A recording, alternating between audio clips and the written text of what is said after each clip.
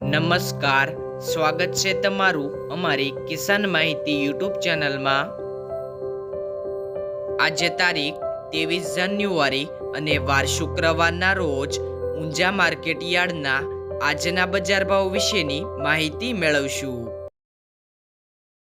બજાર ભાવની અંદર સૌથી પહેલાં વાત કરીએ તો જીરું 3500 થી 4800 રૂપિયા, રાયડો 1147 થી 1147 રૂપિયા, સુવા 1471 થી 2052 રૂપિયા, ઈસબગુલ 2300 થી 2940 રૂપિયા, અજમો 890 થી 3500 રૂપિયા, વરિયાળી 1175 થી 6400 રૂપિયા, તલ સફેદ 1621 થી 1930 રૂપિયા સુધી।